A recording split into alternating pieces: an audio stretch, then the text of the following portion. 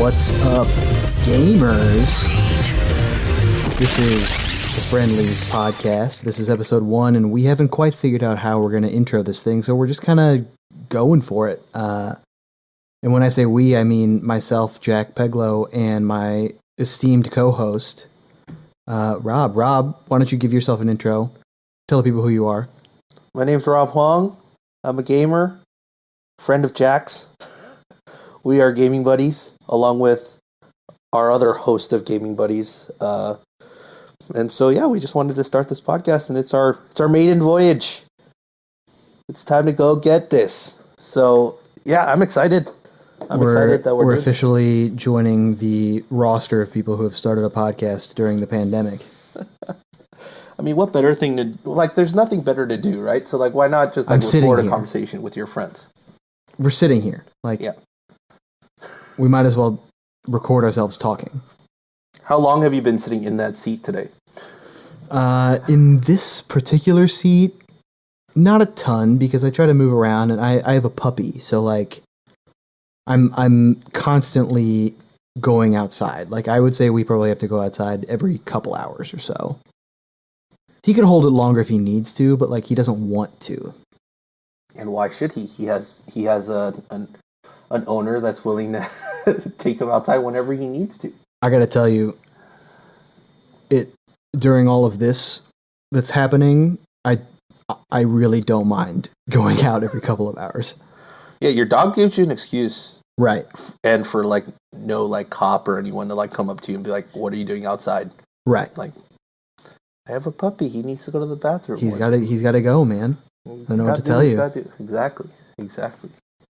Well, why don't we start off by sort of giving people an idea of who we are so they know what we're bringing to the table, what our likes, what our dislikes are, all of that kind of stuff. So we'll start off with you, Rob. Why don't you tell us a little bit about who you are as a video game connoisseur? What are your favorite games, your favorite genres? You know, how did you get into gaming? All that kind of stuff. Ooh, all right. So here we go. I'm a pretty avid gamer. I think I dip in to at least play video games every single day, whether it be just 30 minutes on Animal Crossing or sitting down playing an RPG for a few hours. But it's definitely my way to unwind and de-stress. But at the same time, I love getting into the nitty-gritty of like why I like this game, why I dislike this game, reading like reviews of, you know, from YouTubers or Twitch streamers or even some of the bigger media outlets like GameSpot or IGN. So yeah, I mean that's how I go and look at games. But for me, I think my gaming life started with, I believe, the original Game Boy or a Sega CD. I can't remember which came first, but it's one or the other. And I still remember my grandfather purchasing that original Game Boy for me. Wow. With the original Mario cartridge on the Game Boy. And then, you know, buying the accessories for it, you know, like the magnifying glass with the light, and because it wasn't backlit. The swirly squiggle light. Exactly. That and everybody got bent out of shape and then never could get it right back where it needed to be. Yeah, and like when you packed it to like go on a trip, like you needed to buy like an 8-pack of AAA batteries. Right. Because it ate 4 AA's. Or no, yeah. Was it AA's or AAA's? I think it was double. I think it was AA's, yeah. But yeah, so if you had anything plugged in, that thing was dead. Yeah, you needed an 8-pack of just to give yourself like 3 like juices for it. But yeah, that's where my gaming life started, and I've collected pretty much every single gaming console since. I think I've made it a point of thing when I was growing up that I never wanted to sell my devices. I always wanted to keep them, like the ones that I got. So Mm-hmm. I still have all of the gaming devices. I mean, I grew up in Korea, so a lot of my gaming devices are, international, or like my N64 I bought here in the States and then brought it back. So those types of things. But all of it still is there back home. My gold Zelda for Ocarina of Time cartridge still at home. The old original GoldenEye cartridge for the N64 still at home. A Japanese GameCube still at home. So yeah, there's a lot of those things, and that's pretty much have led me to where I am today, which is usually on the Switch or the PS4 and my Xbox that just sits there idly waiting for the next Halo game to come out. And yeah, that's pretty much where I am. Yeah, and then genre-wise, I think I play everything. I'll dabble in everything, and you know me, Jack. I have video game ADD, so I'll hop around from here to there, whatever something new or interesting pops up, and I will go back and finish them. But I definitely do that. But yeah, folks, Rob is like the ultimate hype man for games. Like no matter what it is, if it's new, he's excited about it. Yeah, but if it sucks, I'm going to tell you that it sucked. It wasn't worth it. 100%. Yeah, but yeah, I mean that's enough for me. What about you, Jack? Similarly to you, I think I have all of the old systems I used to have. Not obviously with me here in Chicago, but back at the parents, or like distributed between like our little lake cabin where we have like the old Super Nintendo still, and I think the N64 is there as well. But I still have my Wii, which has all of my GameCube games as well. I never owned a Wii U. I had a roommate that did, so I didn't have to get one, But I was Team Xbox 360 during that generation. And then switched over to PS4 during the next gen, which ended up being an extremely profitable move, because that's sort of how I got introduced to you. By the by, Rob and I sort of met because a little game called Overwatch came out. And a Twitter DM group that had, like 30 people in it? Yeah, I think what happened was a mutual friend of Rob and I's just like saw me tweeting clips of like my play the first couple weeks that the game dropped, and he invited me to this DM and it was like, we're looking for a squad. So whenever everybody's on, we're going to let each other know. And that was, however many years ago when Overwatch first dropped, and we've developed into this pretty tight-knit group that sort of migrates from game to game together. But back to myself personally, favorite genres, like Rob, I don't dislike anything, but when it comes to stuff that really trips my trigger, it's a really good, like a JRPG that has like a million things for you to do, where you can put 500 hours into it. Anything that has like a really intricate series of menus and systems that I can really dive deep into and min-max with, that feels good. I also am a sucker for fighting games. The fighting game du jour for myself is Smash Bros, but I've dabbled in almost all of them. Tekken, Street Fighter, Killer Instinct, Mortal Kombat. Love it all. I'm trying to think of if I have like a specific how I got into gaming story, but I don't think it really stems any further than when my parents got my brother and I a Nintendo 64. Because we had stuff before that, but that was when we really got into it, if you know what I mean. Yeah, no, I totally agree. I think out of all my devices, I have the most nostalgia for the N64 and the amount of hours I spent in front of the TV with like friends at sleepovers and so on with 4 N64 controllers, like playing GoldenEye or whatnot. So right, yeah, and that's definitely for me as well. Definitely, that's where it got me into games. I can, like, we had this little nook in our basement where there was a small little like love seat couch and a little, you know, those little toy like plastic tables that are like maybe a little bit bigger than a bedside table. Yeah. We had that and like a small little TV where the N64 was hooked up to, and we would sit there for just hours, like my brother and I, combing through every game that we had. We had the guidebooks that Nintendo Power would give you. Oh my goodness. Loved that. Oh, those were awesome. The Nintendo Power magazines. What was the original one? Is it Game Informer? No, there was another one too. Man, these magazines are blanking me. I still have a bunch of those magazines with those posters and or like game facts printouts. Right, with the release date calendar in the very back page. Oh yeah. Like just looking at that, like that's how we've. I mean, at least for us when we were growing up, that's how we found out about new games coming out. Right, we didn't have, internet E3 on Twitter leaks and all this stuff. So, speaking of that, I'll give a quick shout out to one of my favorite Twitter follows that I've found recently, which is at Art of N as in new, P as in power because it stands for Nintendo Power.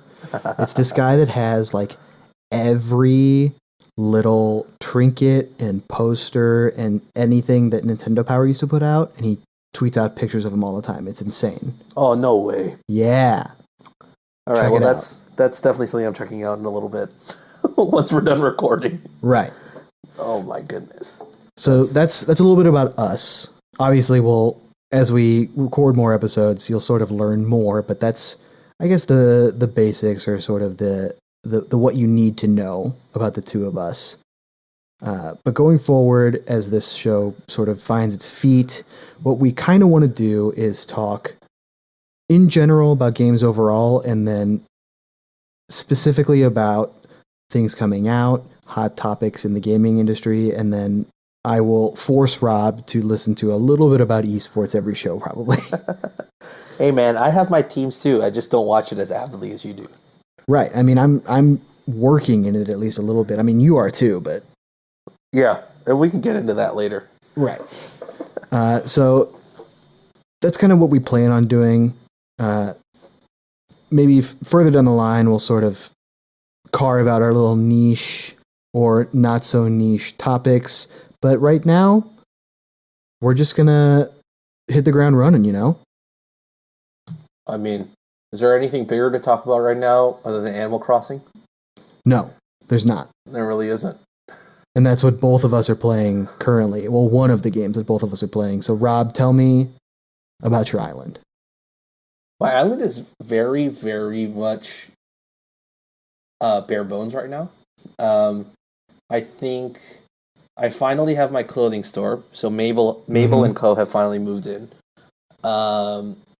I wanted to make as much money as possible by fruits. So when I first started out, and I went to the Nook Ticket Islands and all there, every single fruit or anything I picked up, I just came back. I didn't sell. I just planted. So my island is full of orange plants, orange trees, apple trees, cherry trees, only a couple pear trees, palm trees for coconuts, and natively I have a bunch of peach trees. So you and I are both peach islands. Yeah, so that's pretty much my island right now. It has no infrastructure whatsoever. It has one bridge. I don't do much other than farm the trees and help out the animals that are on my island. And that's pretty much it. I do have one of my favorite islanders right now, though, or the animals that have moved to my island, is a penguin named Aurora. Ooh. I think it's a perfect name for a penguin. I don't think anything can top that. That is a good one. But yeah, that's currently my island right now. I mean, I've definitely played a lot of hours the first 3 days it was out, and then I've tapered off into this cadence of an hour to maybe 30 minutes, an hour and a half every day. But as far as Animal Crossing goes, is all you need, really, unless you're really trying to get into stuff. Yeah, I mean, and I know your cadence and playtime definitely is longer than that, if I'm not mistaken. See, this is where I should also specify something about how I operate as a gamer.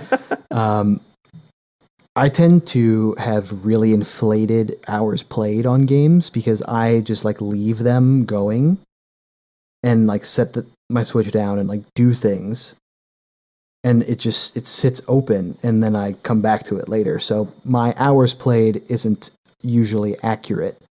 But that said, since you've sort of fallen off, I have sort of picked up because I got real into it once I sort of unlocked the terraforming and infrastructure tools. So I have a ton of stuff like bridges and gardens and all that kind of stuff. I've recently just moved my house up into a sort of more remote corner of my island. It's up on top of a mountain, if you will, as much as you can have a mountain in this game. I've surrounded it with flower gardens where I'm breeding hybrid flowers, which for those who aren't familiar with Animal Crossing is where you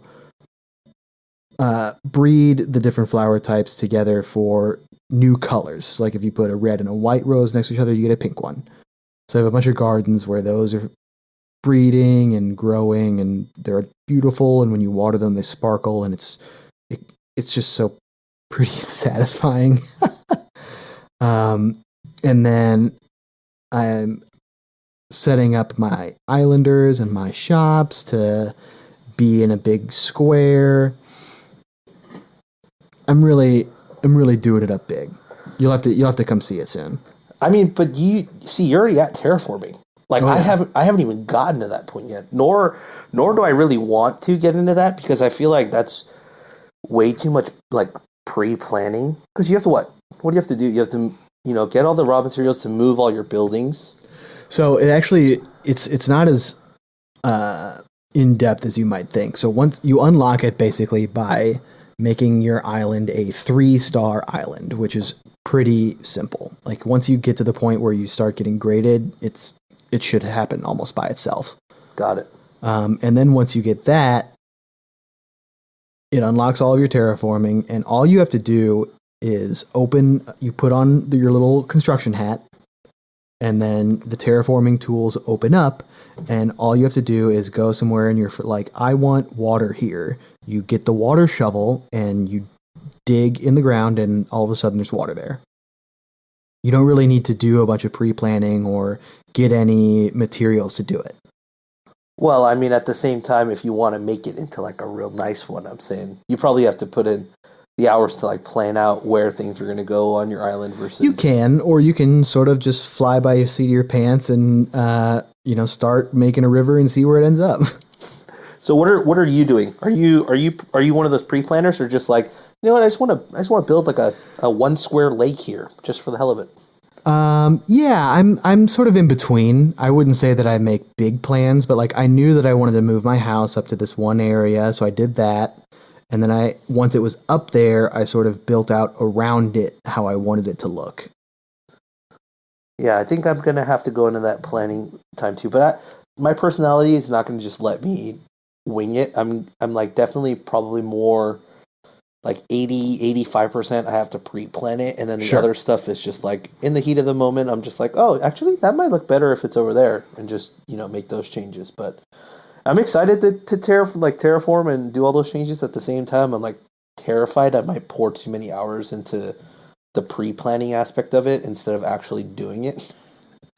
Yeah, and then at that point, I mean, that sort of defeats the purpose of Animal Crossing. It's supposed to be relaxing, and that's stressful. Exactly. Yeah. So overall, what are your thoughts on this Animal Crossing installment? Is it the best Animal Crossing that you've played? Is it not the best? What do you think? Well, this is the first one I've played as intricately as I've played it so far. Sure. It's the one that I've definitely put in the most time. I don't remember any of the other Animal Crossing games having an online feature to like visit other people's islands. Or, I mean, like cities or towns or whatever it may be.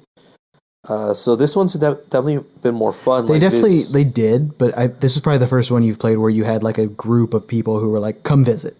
Right. Like you can open up your island and people can come visit and leave whenever they want. Like it didn't necessarily have to be like super, super pre-planned. Like you can just open up your island and just leave it there and then people will come and go as they please. Which has gotten some people in trouble. Have you seen people posting about how like they left their island open and people came in and like raised their island for resources? Oh my goodness. No, in order to do that, you have to accept someone as a best friend in the game. So they shouldn't have gone around accepting everybody that landed on their island. But still. Yeah, I guess there's some, they didn't really think that through, but at the same time, they're probably thinking, why would you accept best friends for people you don't know? It's a lot better than what used to happen in New Leaf. So New Leaf was the one on the 3DS. Yes. And there was a thing called, hold on, I need to look up the actual name. I think it was called bricking. That doesn't sound like something positive for seeding. A game. It was called seeding. Seeding, all right. So what this was basically people who had hacked 3DSs could hack games as well, and what they could do is go onto your island and go into the seeding of your actual island. So like everything in the game, like buildings, trees, everything, it has a seed. And what they would do is enter your island and overload it, basically. Oh my God. They would put so many seeds in there that you wouldn't be able to even open the game. Like if you tried to open the game from your 3DS, it would crash. So they would brick your entire game, basically. So you can't do that anymore, which not is anymore. Good. No, and I'm glad you can't do that anymore. But yeah, I mean, I think in terms of the overall game, it's a great game. I could easily see myself just like, right now I'm on the cadence of like 30 minutes to an hour and a half a day. Mm-hmm. But like if I fall off for a certain amount of time, I think this is a game that I could easily jump back into. Like this is a game I'm going to be playing on and off, whether it be consistently or not, for like the next like 2 or 3 years. Like, I played New Leaf for years, and it was something where like even if it wasn't every day, like I'd hop on and it was like a 15-minute thing. Right. So this is something that it'll be near the front of my Switch for years, for sure. Yep. Definitely not deleting this game. No, not at all. What about for you? Like, is this, because you've definitely played more Animal Crossing games than I have. Mm-hmm. Like, is this the best one that they've created so far? Like, is this at the top of your rankings? How does it go? I think so far, initial impressions after what it's been 2 weeks that it's been out. I think 2 so. Weeks? Yeah. You're about right. A little more than 2 weeks. Yeah. So far, I think it's on the trajectory to probably be my favorite Animal Crossing. There's just so many things, like the terraforming has been like a revelation. Like the ability to make your island look like whatever you want it to look like. Some of the things that people have made are incredible.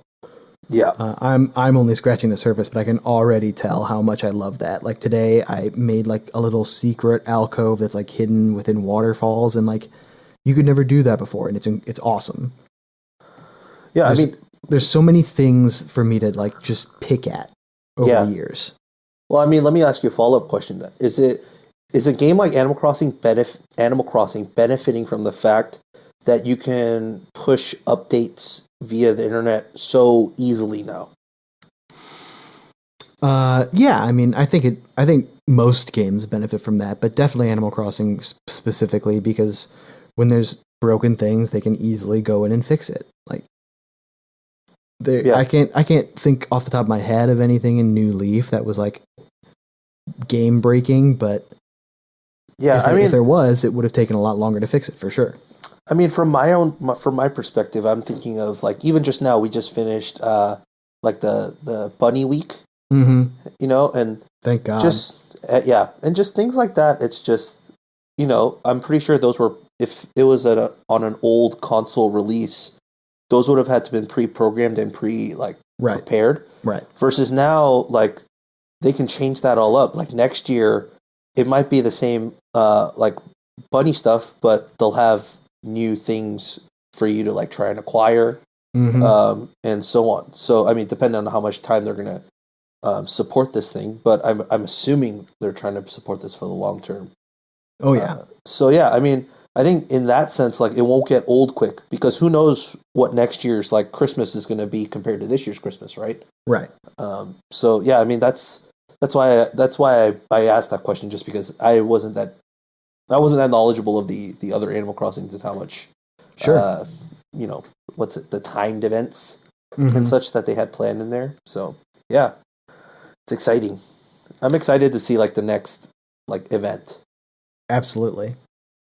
So they've been sort of dropping hints at things to come. Like villagers in people's islands have started talking about old NPCs that used to run shops in older games. So people think that like they may be returning. Like the Brewster has been the big one recently, and he's an owl that used to run a coffee shop. Huh. So people think that the coffee shop may be on the way soon. See, like this is awesome. Like Yeah. it's just gonna keep you wanting to come back to do more. Totally. Oh man. Well, speaking of comparing new versions of games to older ones, something else just came out recently that you have dove headfirst into. Yes. Final Fantasy. I am back in Midgar, baby. Like I am. Wow! I just dove headfirst, swan dived straight into the city of Midgar, and I am afraid to leave. Give me your first impressions. Hit me.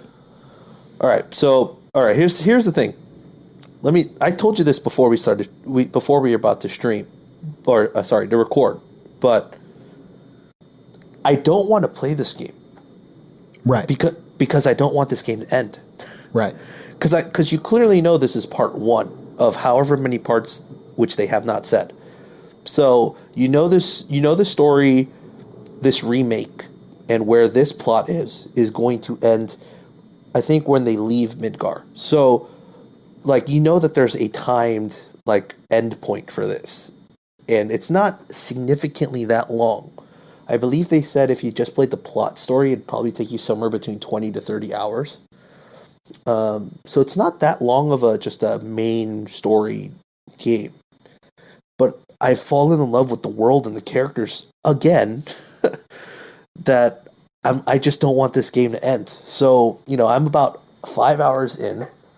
And I'll just run you through some of the notes that I've written down for this. It's the intro. Oh my god. The intro of like the song playing, the da na na na na na, it pans the city of Midgar, and then it goes into the train, and then you see Cloud hop off. You see Jesse, Biggs, and Wedge do their little thing against a couple of the Shinra soldiers. Then Barrett says, "Cloud, you're up." And, you do your initial fight with the thing, and it's just my jaw, and I could not stop smiling when I was playing this game. It's beautiful, like how not the gameplay per se, but how the world was created, how the world looks, how the characters look, is what I imagined the game to be when I was playing the original PlayStation version. So, like, they've taken that imagination and just like put it straight into current technology. The recreation of Midgar as it is in this game is stunning. It's absolutely beautiful. I'm crossing my fingers and hoping God that they put in a photo mode because there are so many things I want to do with pictures in this. I'll be honest, I get surprised when games don't have photo modes now. I'm more surprised that even because how beautiful this game is, like they didn't even consider putting that in. Right. So it's mind blown and also stupid decision. But I hope they bring it in. So yeah. So not a stupid decision, but a stupid decision until they put it back in. For sure. The enemies. The enemy types look exactly how I imagined them in my head. The Shinra soldiers, the little wolf things, the scorpion tank. Like that scorpion tank fight is just, it's the first boss fight of the game, and it's just so much fun. There's no quick time events, but there are like those types of big moments where, like he does the tail thing with the laser, and right before he blasts it all over like the room and debris falls. And then if you're playing as one or the other character, like the other character will tell you like, what should we do now? And Cloud goes, we should hide behind the debris that's fallen. And you hide behind the debris until the laser, like, the Scorpion tank is finished firing its laser. So it's not like a quick time event, but it's like a little bit of a stage thing where you have to like run across the map and like hide behind these things. And it's not too staged, and it keeps you feeling like you're a part of the game. And then some of like the little bits that were like great were the main menu. The sound effects of like equipping and like de-equipping materia and equipment is the exact same from the original, just re-upped to now modern day sound quality. And then how the things move in it, it's absolutely the same. I'm actually playing with the Japanese voice acting, and I looked this up. It's actually the same voice acting cast from Advent Children, which is a very, very nice touch, because that was the first time you heard any of these characters speak for the first time, right? Right. And so for them to bring back most of those voice characters or voice actors to reprise those characters, very, very nice touch. I mean, it also makes sense because Tetsuya Nomura, who's the director for the remake, was the director for Advent Children. So when you also, like, one of the cool things is at the very beginning when it's panning the city into the intro scene, I guarantee you, watch the scene in FF7 Remake, like that intro video, then go back and rewatch Advent Children's first 3 minutes. It's pretty much that, just in modern technology. Mm-hmm. Like, it just, he carried it over, so it feels like it's a part of the same universe. The character models also look very, very similar. Like, Aerith in Advent Children looks eerily similar to how she looks in the remake. Tifa and Barrett are a little bit different, but Cloud and Aerith, like perfectly look the same. So, yeah, it's really cool to see like some of those parallels. And I also just rewatched Advent Children on Friday before I started playing the game. In preparation. Pretty much, yeah.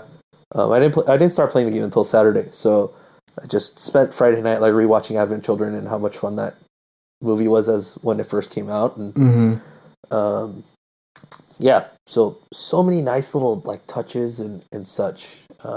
But it's also very different. The story is not drastically different, but there's a lot of other tones. It's so much more character development. You care for every single one of the side characters now. And yeah, I mean, I could talk about this for days, but I know you had some questions for me. Yeah, so you talked about all the little touches. What would you say is maybe not the best or the worst, but what's the biggest touch that they changed so far? I mean, the obvious answer here is the fighting system and the mechanics. I mean, they kept the ATB, but it's all free-flowing ATB. So if you haven't played it yet, basically what happens is it's pretty much an action game with RPG elements. So you're like pressing square to do attacks. You're doing triangle to do like each character's special move. You use the D-pad left or right to like switch to another character. But an ATB meter fills up, and when it fills up, you press X and you can go into your command mode, which turns the game into super slow-mo. And in that, you can use your ATB filled bar to do things, whether it be to use a magic spell or use an item.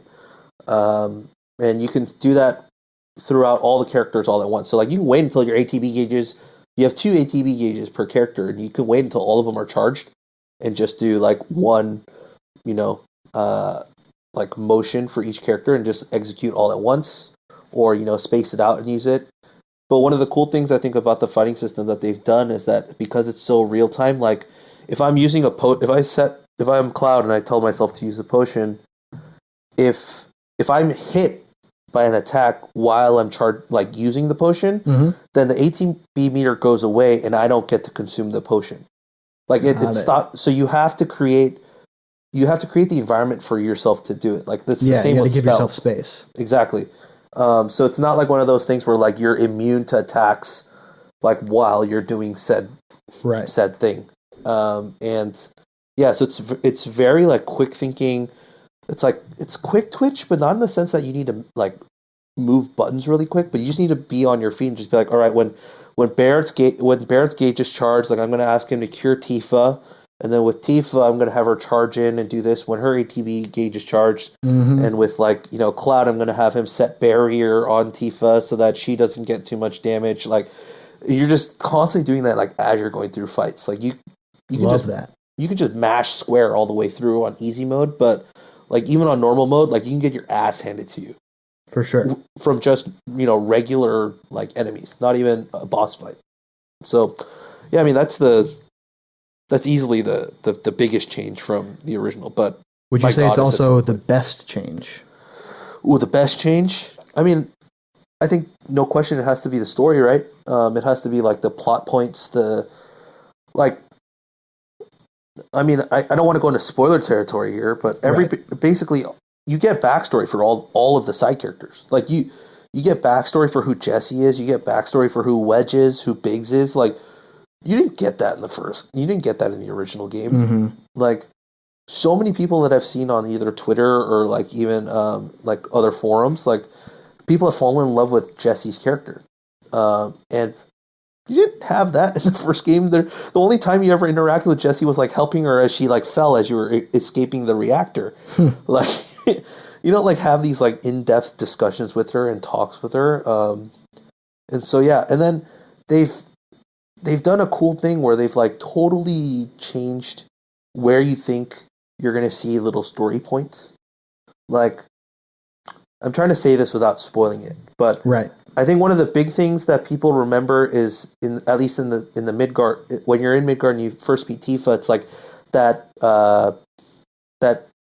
memory of them sitting at the water tower, like talking about Tifa like asking Cloud to like come save her whenever she needs help when he becomes like a soldier, and that scene doesn't happen where you expect it to happen in the remake.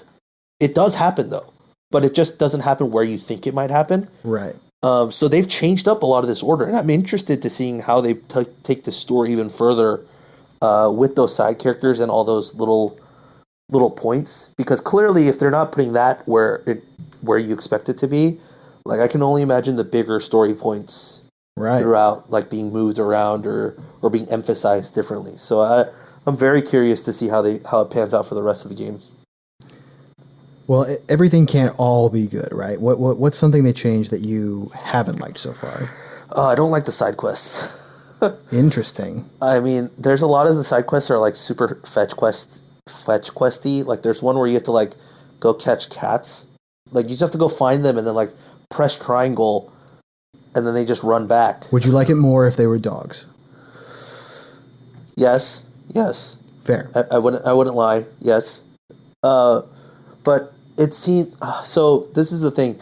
The one thing that spans from that is I've also played I've played most of all the Final Fantasies, and the side quests in 7 remake remind me very much of the side quests in 15, where you talk to random characters, you get this quest, and you go do it, and then you bring it back to them, or you got to go hunt something, and bring them back, or it doesn't have much to do with the story. Like it does in a way, because how they set up like your initial side quest is very like, you need to make some money. What's the best way to make some money? Sure. Let's ask people what they need help with, and let's go do it for them. And that's kind of how they set up. Classic. Exactly.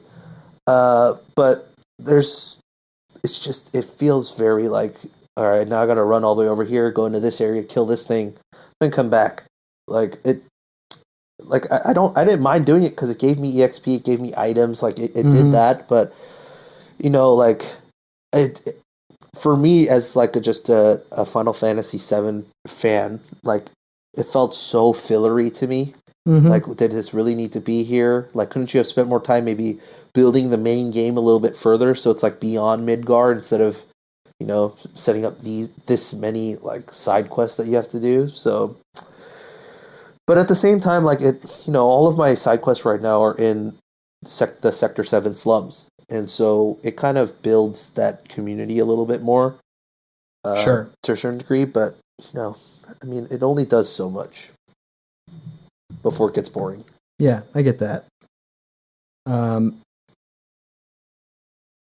it makes me feel like the game is sort of wasting your time with that kind of stuff. You know what I mean? Yeah. Yeah. And you never want to feel like that. Yeah. I mean, I'm so enamored with the game right now as it is that I don't really mind it.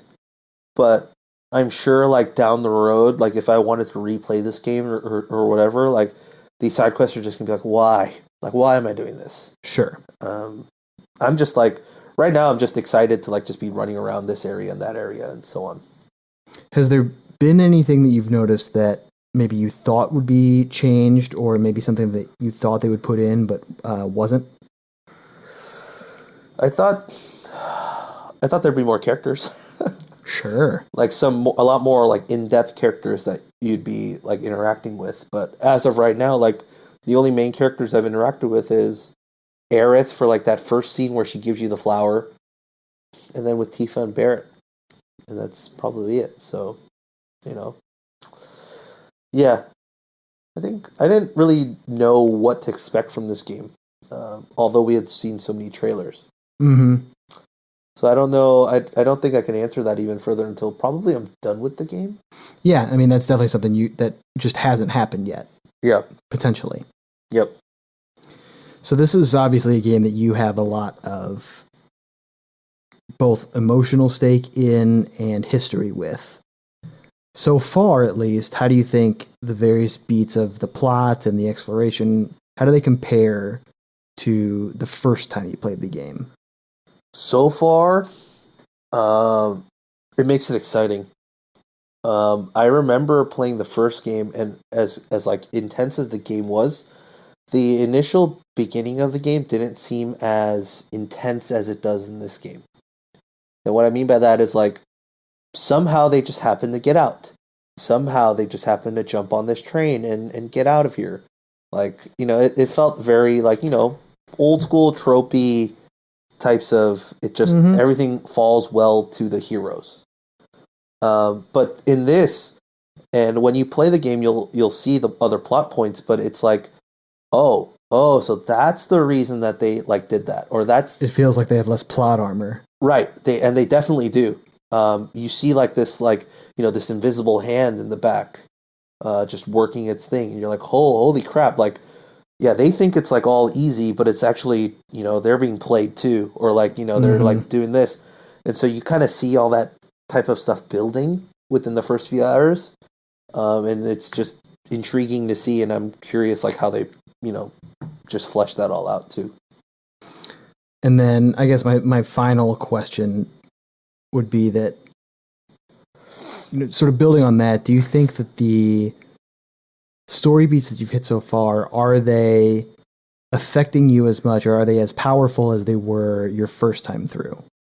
I think they're more powerful in this game because of how they introduce them. And as I said, with like the Tifa and the water tower scene, like it's just they put these things in because when to expect them. They move them and they introduce you to them in different ways. They play with that expectation. Exactly, and it plays with it. Actually, they actually did a better job with the plot now because it fills in perfectly in where it goes. And you've seen in the trailers, Cloud having these moments of like where like he gets like a headache and he like sees these like visions and stuff, and they use that very well to like throw you some like underlying things that as a person who's played the whole game, why he's having those visions, sure, or like what those visions mean, but like it still like pushes the point more of that there are bigger issues at hand than just what they're doing right now. Yeah, that's good to hear. Yeah, that's pretty much it for my Final Fantasy VII. But I mean, you're playing a game that's kind of on that point right now too, right? In a game called Persona 5 Royale. Yeah, it's interesting that we're both sort of playing remakes, remasters, whatever you want to call them. Yeah. So, I mean, let me get your initial thoughts on what you think of P5R first. Well, let me start off by stating, just sort of as a base, that Persona 5 is probably one of my favorite JRPGs of all time. It's probably in my top 10, maybe approaching top 5. I haven't really sat down and wrote them all out, but like one of my favorite games of all time. And just to have an excuse to come back to it is a treat, an absolute treat. But there are a lot of differences in this game. They've changed how a lot of systems work. They've sort of streamlined some things, which I really appreciate. Like one of the big things that they streamlined is how you build up your social stats, which for those that haven't played, Persona 5 is a JRPG where you play a student who goes to a new school. I won't really get into the details, but you meet some friends and you fight a lot of paranormal entities. But the way that the game works is that half of the game is you going through dungeons and doing all of that, and the other half is you living out your day-to-day life outside of all of that. And one of the most important things that you do in your day-to-day is build up your social stats. And those both help you in battle, and they help you in the real world to do other things. So that is a big slog, for better or worse, in the first game, because you have to dedicate a lot of time to upping these stats, and it gets in the way of other things. In Persona 5 Royale, they've streamlined a lot of that and made things a lot easier. Like, a specific example is you can unlock a speed reading ability, which in the first game, there was a lot of books that you could read that would increase like a stat point, and you could read them like on the train home or in the library, in school, but it would take you a couple sessions to read a book. But with the new speed reading ability, you can do the whole thing in like one train ride home, which normally you can't really do anything else but read on the train. So if being able to knock one thing out in its entirety on the train ride home is like, it's crazy because it frees up so much other time that you can spend increasing your level, your relationship with like one of your teammates. Yeah, I mean, you and I both played the game, and yeah, definitely P5 is definitely in my top 10 JRPG list as well. But I mean, I'm gonna throw you questions just like you gave me for Final Fantasy. So, I mean, you did kind of talk about some of the biggest changes that's from the game, but what was one of the best changes? For me, the best change so far has been all of the things they added to the combat. And I know this is sort of what you said too, the combat. Yep. But like I said in our intro, one of the things that really gets me going is going through systems and min-maxing, and the changes they've made to P5R's combat have been just all the right changes in my book, because I get more things that I can set up. Like one of the most satisfying new additions to the game is something called Showtime attacks, which is where in the previous game you could have like an all-out attack where if you knocked all the enemies down at once, the whole team could jump on them, beat them up. You get a flashy kill screen.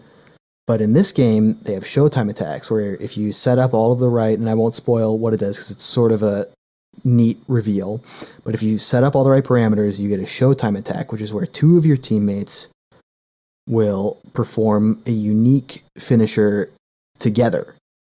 It has a cool little animation and they do a whole thing, and it is so incredibly satisfying to set up and then complete. I am completely addicted to it. I like seeing all the different ones. I love setting them up. It's easily my favorite thing. Yeah, I've seen some of the animations for it, and man, like I can't wait to dive in and like start knocking some of those out. Yeah, but you also have so many character combinations that like you're just gonna keep doing them. Oh yeah. Because you have 8 squad mates? 7? Let me think. 1, 2, including 3. The protagonist, you have 4, 5, 6, 7, 8. Yeah. So you got 8, and each one has a special one with one of the other characters. So yeah, you got quite a few you got to run through. Mm-hmm. But I mean, on the flip side, was there any like worst changes? Like they shouldn't have done this. Maybe it's not necessarily a change. It's maybe an addition, but it's sort of it still counts. I'm as a host, I'm going to say it still counts. The new character they added, Kasumi. Yeah. I don't think they quite did her justice. They made this whole big deal out of adding her.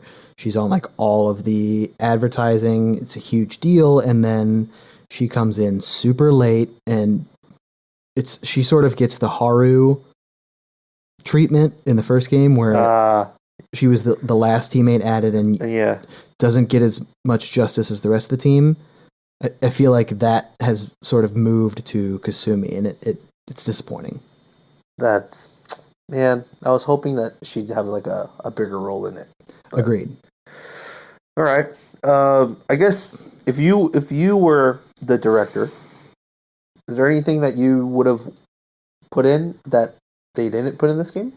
Yeah, I mean, along those lines, I would have loved to see more interaction with your teammates, because like, as much as I love all of the combat and all of the different systems therein with Persona, I mean, the reason that these games hook people is the interactions with the confidants. Mm-hmm.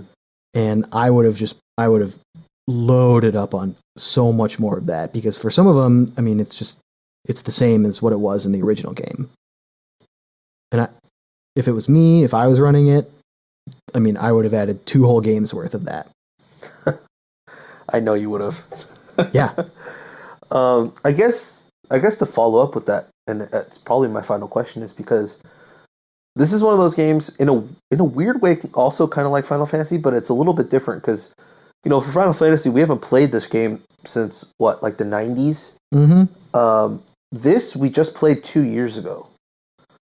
Is it 2 years ago? Yeah, it is, because it's 2020, right? Right.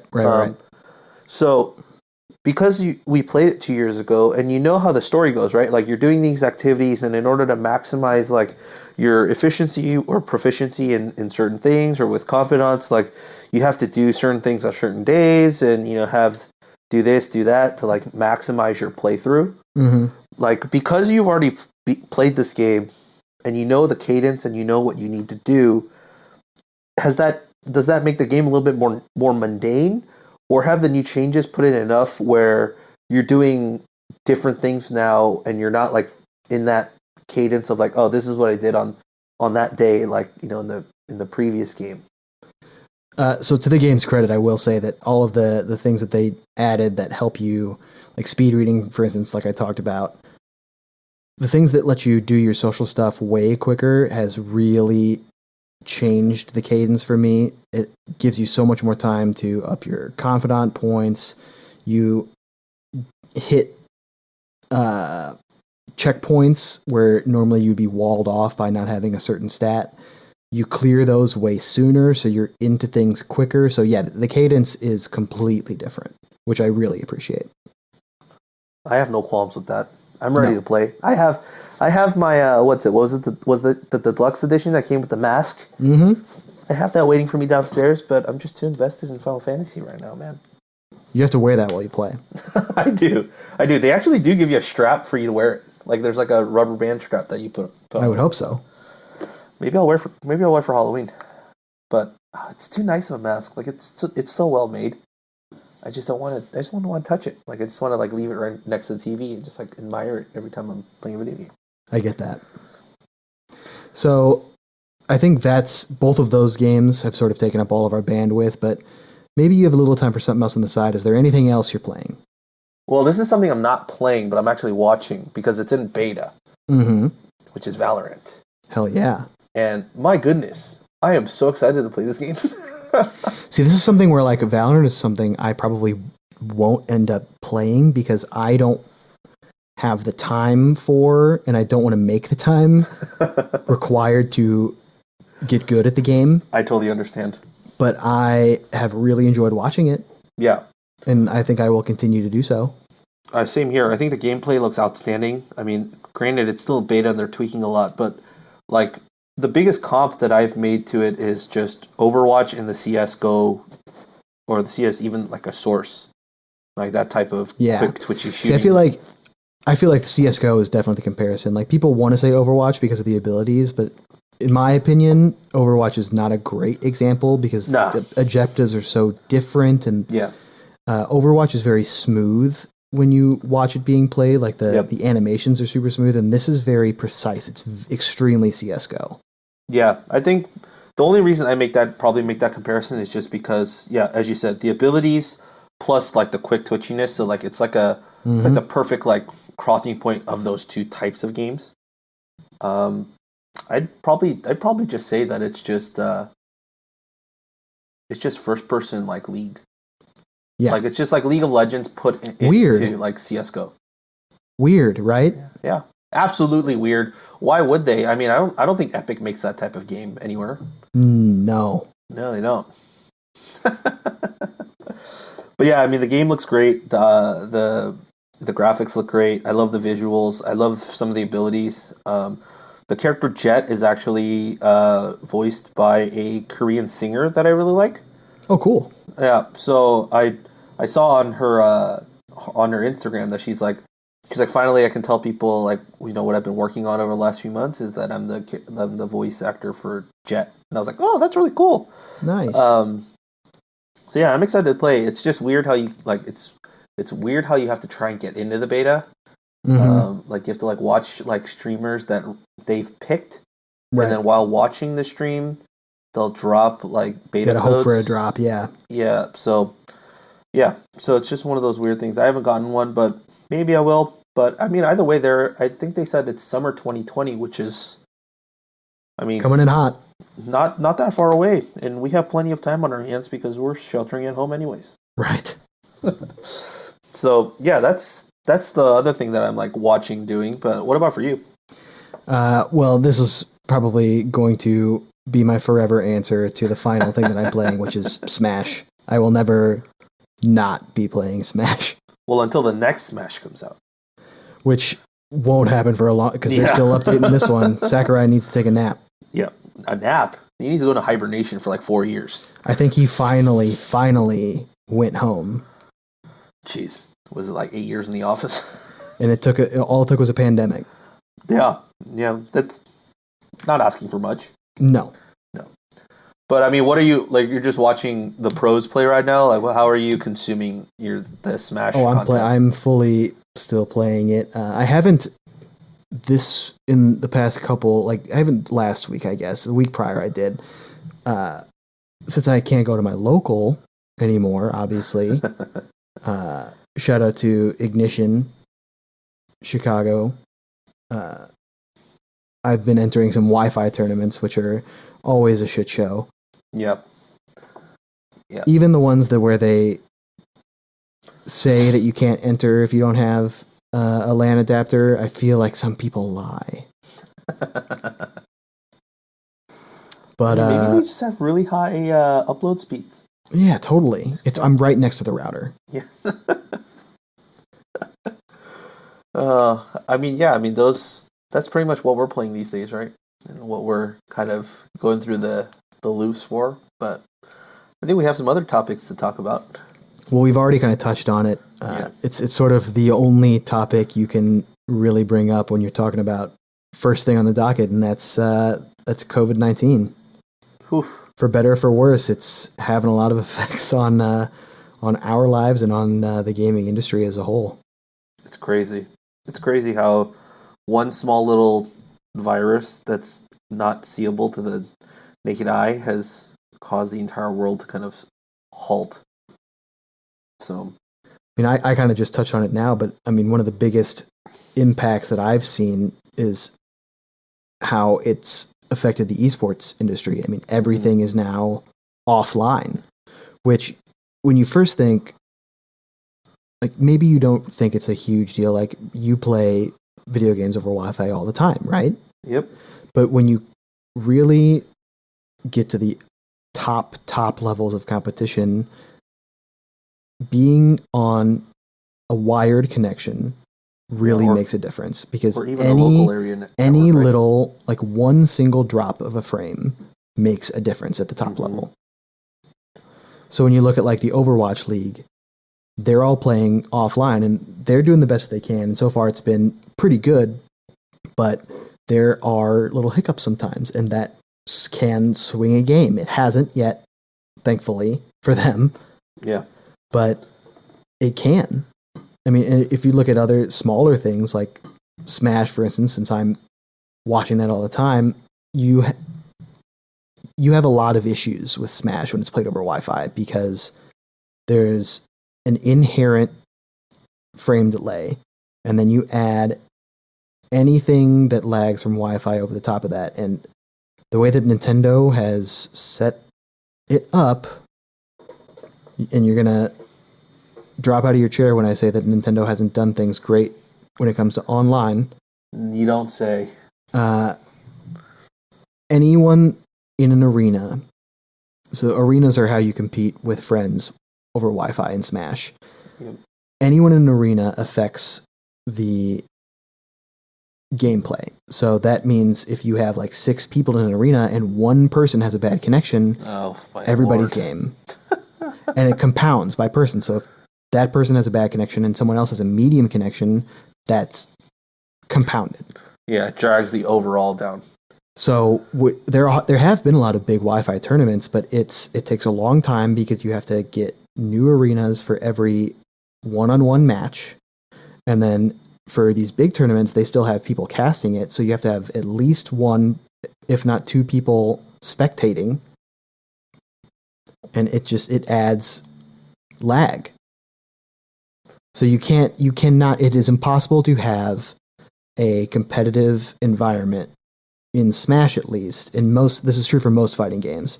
It's impossible to have a competitive environment that mirrors what you have at offline tournaments over Wi-Fi. You can't do it. So FGC games, fighting game community, FGC Esports have basically gone on pause. Yeah, because you'd have severe latency issues, right? Yeah, it's wild. Yeah, because those types of games are even more like quick twitch. Yeah, like fast reflex based on a little one frame motion you see of a character prepping for something. Right. That's how you get your cues. But if you don't see it, then you're not going to.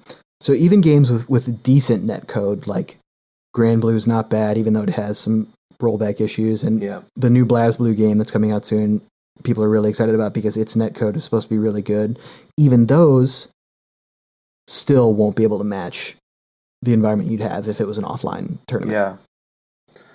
That's insane. It's insane to think about. I mean, we're looking through some of these articles from gamesindustry.biz about COVID-19 and how that's affecting the gaming industry as a whole, and you would think that the numbers of people gaming would be up, but not only is that up, but it's live streaming people are up, and also people who are watching live streamers are up, and also digital sales have increased over 100%. Yeah, so that's the positive side, which is funny because there's more people that want to watch these things, but in some cases, with esports and with fighting games, there's nothing for them to watch. Exactly. Yeah, so it's it's crazy how the game. You would think the games industry with all of these physical stores closing would actually somewhat hit a recession. But it's the actual opposite. People buying digital games have just increased. Yeah, if you can get a game out right now, which a lot of people are having trouble with, RIP The Last of Us 2. Yep. If you can get a game out, it's probably going to do well. I mean, Animal Crossing has just been insane as far as sales. I mean, it is I think it's already passed up Pokemon and Smash as far as install base and first couple week sales. I mean, it's crazy how well Animal Crossing is selling. Yeah, it's just a matter of getting it out right. Yeah. Speaking of getting out new stuff, I mean, we're supposed to have new consoles by the end of this year, right? Supposedly, and none of the manufacturers have said that they're not going to make those moments. They've said that there may be supply issues, but Yeah, but they still said they're hoping or they're looking to launch at the same time as they expected. So, I mean, I guess we can talk about that for a second. Like you and I are both Sony players right now, Mm-hmm. PlayStation guys. So we saw the controller. We heard. I don't. You know what? I mean, I watched that entire tech press conference. I had no idea what they were talking about more than 50% of the time. Actually, close to like 90% of the time, I had no idea what he was talking about. But if you understood any of it, like, are you impressed? Are you excited? I am both. Basically, and this is coming from people much smarter than me. The gist of that whole presentation is that the PS5 is going to be almost incomprehensibly fast. We're talking like no loading screens fast.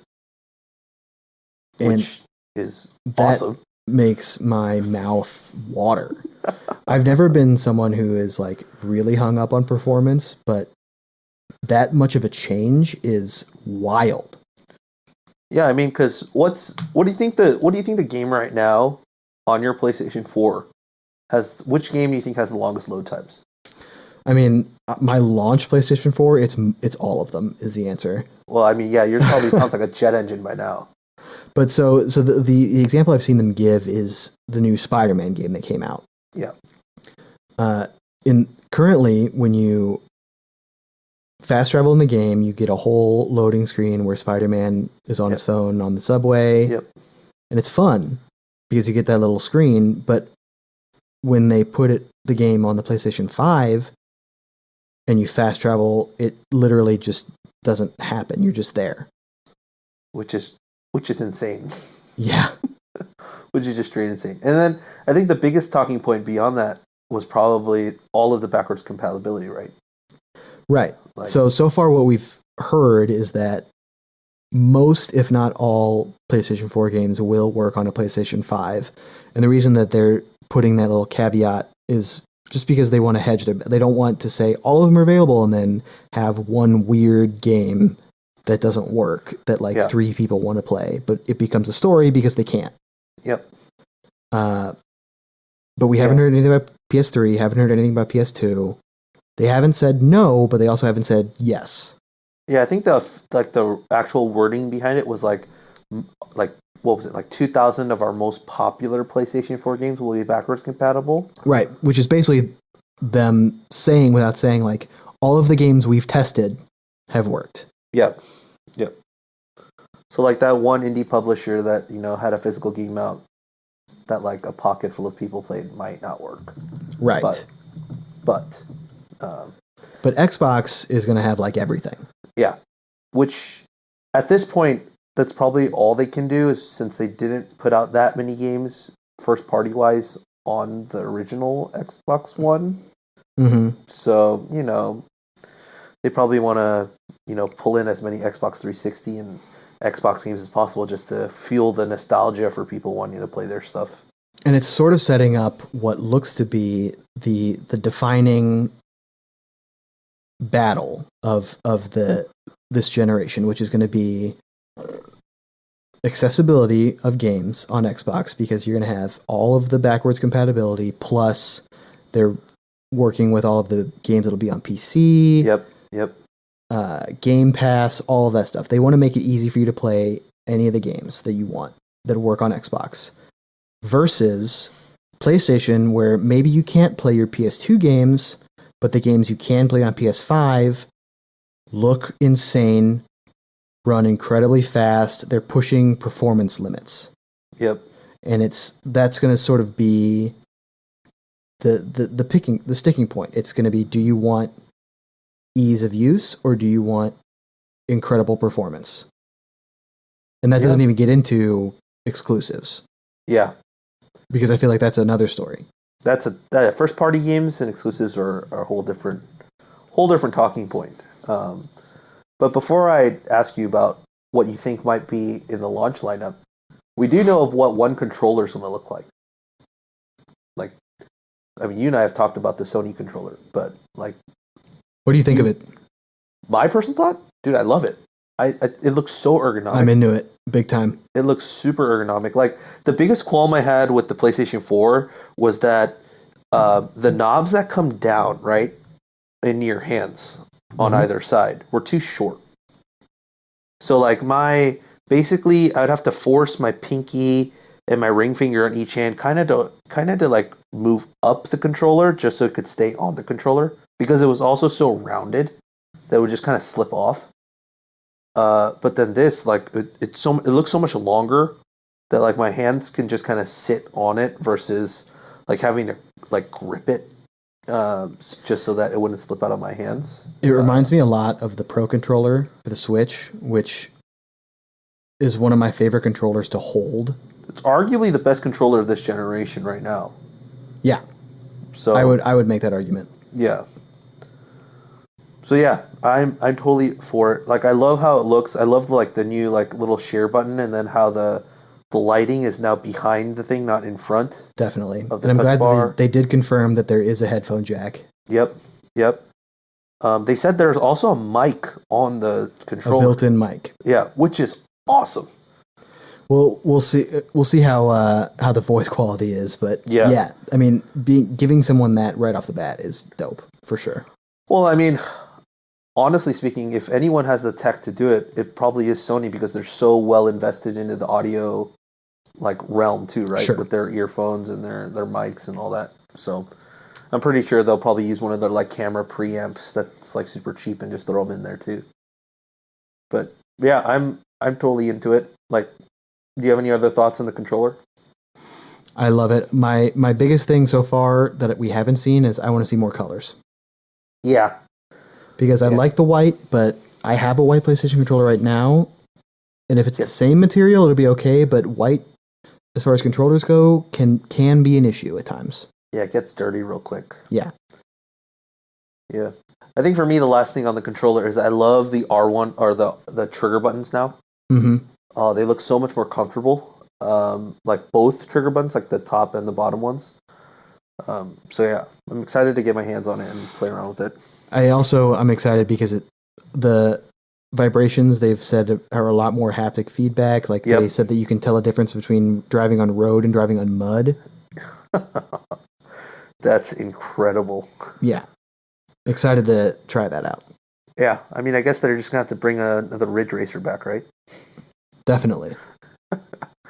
Yeah, I guess we can end, this segment of like next gen stuff with launch lineup predictions. Like, do you have any for either Sony or Microsoft? I think they're both going to be light, especially since both of them have backwards compatibility, at least with the previous generation. Yeah. And I know we've already seen some games like Cyberpunk 2077 came out and said that you will be able to upgrade your game from PS4 to PS5.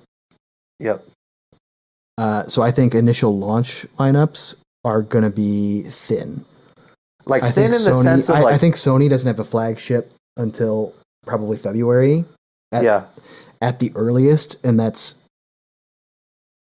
not factoring in delays from shelter in place. Yeah.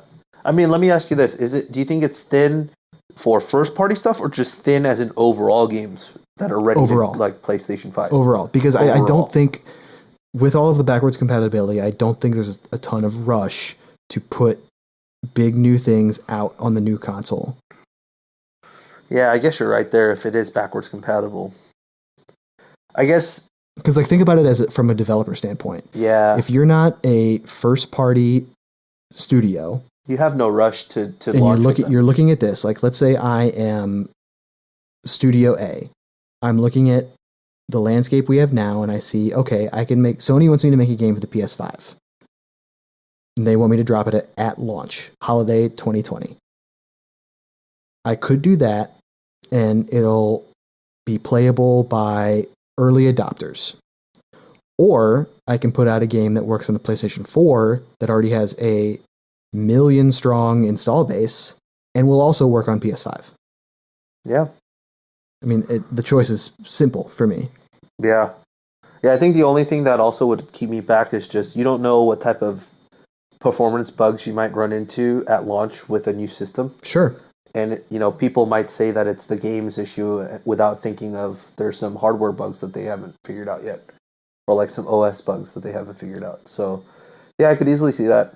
I think for both consoles, I think my number would probably be at 5. They'll probably have 5 games on each that they launch with. Not to say that it's like 5 new games, but like let's say like Cyberpunk, let's say 2077, like on the PlayStation 5, like is backwards compatible on day one, right? Like that type of thing is also included on there. So you'll maybe have like 2 like original Sony games, like Sony first party games, and like 3 of those announcements where it's like, you know, day one you can upgrade yourself. It's kind of like how they did with was it Black Flag when they did this? I believe Black Flag was on the PlayStation 3, right? If I'm not mistaken, or was it not? But also on the 4. But also on the 4, it launched with the 4. Like it was a day one game you could get. So like that sounds right. That's what I'm thinking. Is like you'll have a couple of those games. I mean, the big example that comes to my head is Breath of the Wild. It launched with Switch, but was playable on Wii U. Yep. Exactly. Yeah, so I think that you'll have a couple of those, or probably more than 2, probably like 3 of those, and then like 2 like new games. Because you need at least one, I think, to get people to buy your consoles. Like, you know, like.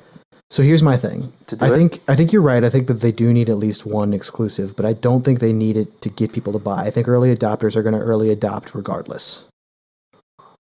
Yeah. I think the push to have a big game to get people to buy comes early 2021, and that's why I think Sony and Xbox, but I think their first big flagship exclusives don't hit until at least February. Well, like Horizon Zero Dawn 2? That's my guess. I mean, time-wise, we've talked about this a billion times, like, timing-wise, that game makes the most sense for it to be their first, like, big Sony game to come out, because it's been the longest since, like, time-wise interval. Unless there's something new. Game. Yeah, unless there's something, like, totally new that we have no idea. Maybe it's Final Fantasy VII Part 2. Maybe. Could you imagine? I could see it, honestly. I mean, they're on a 1-year time delay, right? With the Xbox? Like, timed exclusive? Probably. Sounds about right. So, I mean, I think that's what the box said. So, if that's the case, I can imagine Sony just being like, all right, let's release the 2 in, like, June. And Xbox gets the part 1 in June. And we'll have part 2 on the PS5. Right? Like, sheesh, that makes so much sense. I could see it. Yep. I could so see it too. Oh man, I gotta wait another year to play this, like the second game for this, or at least another year. Well, speaking of things we're excited about, what's coming up soon that has you excited? I mean, I know both of us were pumped for Last of Us 2, which is no longer coming soon because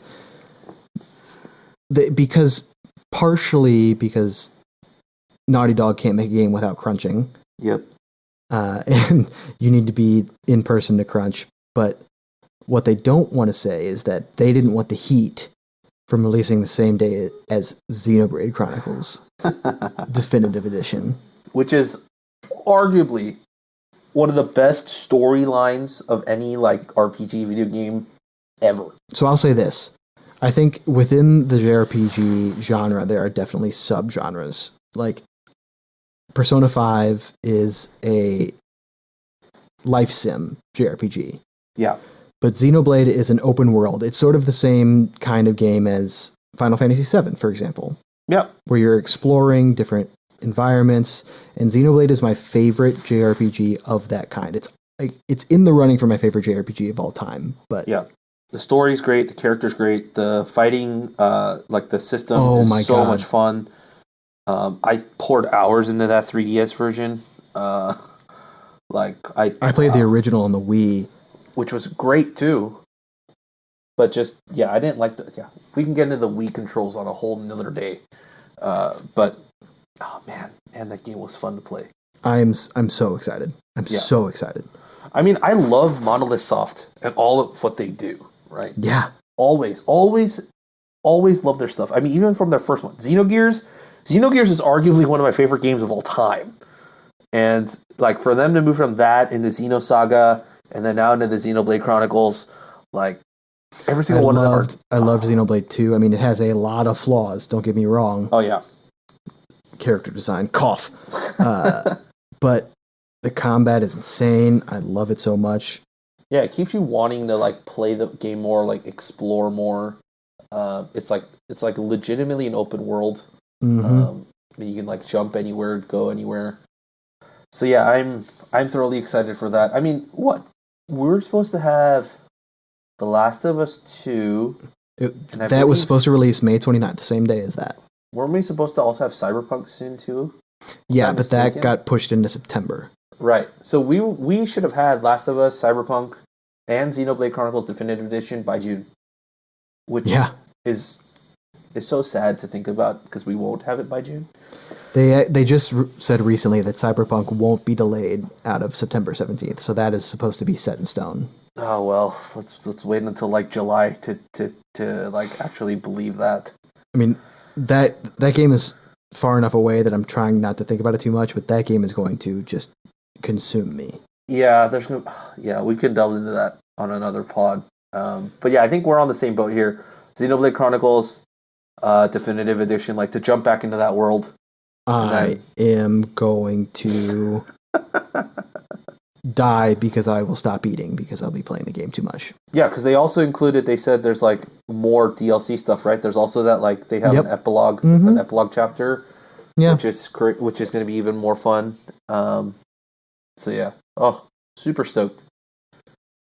And then what we have on the agenda, June 26th, Ghost of Tsushima.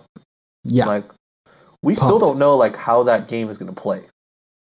Like, we've seen the video, but like we haven't seen the game with like a HUD or like actual. And honestly, this is one of those things where like this game looks like it's going to be so plot focused that I'm kind of done looking at things for it. Yeah. I don't want to spoil myself more with how the plot turns. I'm sold. I trust the developer. Mr. Sucker Punch. I'm in. I don't need any more. Yeah, I totally agree. Is there anything else you're looking for? I mean, I can't think of anything else. I mean, I'm sure we'll have some more announcements sooner or later. Or maybe we won't. Who knows? Or maybe we won't. Yeah, I think the one like party game that I'm looking forward to. Granted, we can't literally hang out with people right now or do is Moving Out. Mm-hmm. I've always wanted to play that game. It's coming out on the Switch. It looks super fun. It looks like a great couch co-op game, but I mean that's not out I think for like another month-ish. So yeah, I mean the thing I'm really waiting on a date for is Hollow Knight Silksong. Right. Yeah. So yeah, I mean other than that, there's not a lot of dates, and I doubt a lot of publishers are going to be putting out dates anytime soon. Just because. But doesn't this also kind of intrigue you in that a lot of these publishers might just like not shadow drop games per se, but like just release digital versions of their game, like with a quick turnaround. Be like 2 weeks out. If they have the ability to, for sure. Saying if they feel like they're comfortable enough finishing the game like remotely and they get it to that place, like I could so imagine them doing it and they would get so much hype around it. Oh yeah. Just from that because everyone's at home like waiting for something new to do. So I mean I'm thinking it'd be a smart marketing strategy if one of those publishers can get it to that point and they don't care about physical sales and they'll worry about that later. So yeah, I'm excited in a weird way for games for like the rest of the first half of this year and then the second half of this year as well. Yeah, man. I mean, I've got what I need until Xenoblade comes out. I got Smash, I got Animal Crossing, I got Persona. Well, I mean, yeah, same here. I gotta finish Final Fantasy, then I gotta jump into Persona. Yeah, that's just a couple of quick, easy games. yeah. Only what 50 to 60 hours in each. Not that big a deal. Not a big deal. You stay up for 4 days. Easy. I think that's it. I think we're good for now. Yeah. Because we know at least with games, there's always something. There's always something new. Good or bad. About. Yeah. It's weird. Games are starting to slowly turn into like sports, where you have like a new piece of news like every day or every other day to talk about. Oh yeah. So I like it. This was our maiden voyage, our maiden podcast, and we're gonna have a lot more to talk about. Everybody that joined us on this first trip. We surely appreciate it. We promise you it'll get more refined as the time goes on. Or maybe it won't. Who knows? Maybe it just stays rough. Maybe that becomes our thing. Maybe that does become our thing. Maybe that's the reason that has you, whoever is listening, coming back to this, is because we're so rough around the edges with our podcast. Just nasty, like it's not proper. It's not like all these other fancy podcasts. It's just like in your face. We're like a hole in the wall, Pretty much. Yeah, you're just some weird reason you're just going to want to keep coming back for more. I'll leave it on that note, on that like dirty note. So this has been Jack Peglow. You can follow me on Twitter at Jack Peglow. Simple enough. Peglow. And this is Rob Hwang. You can follow me on Twitter at Rob11HWAG. Those are numbers 11, not spelled out 11. You can also follow the show at Friendlies Pod. Yeah. For updates on episodes and guests and all the above. Yeah, and if you have any questions or comments or topics you want us to go over, don't be afraid to DM us or send us an email at friendliespod@gmail.com. Please do. Please do. We want to talk about things and with you because that's what we do here. Well, until next week, for Rob, this is Jack signing off. Peace.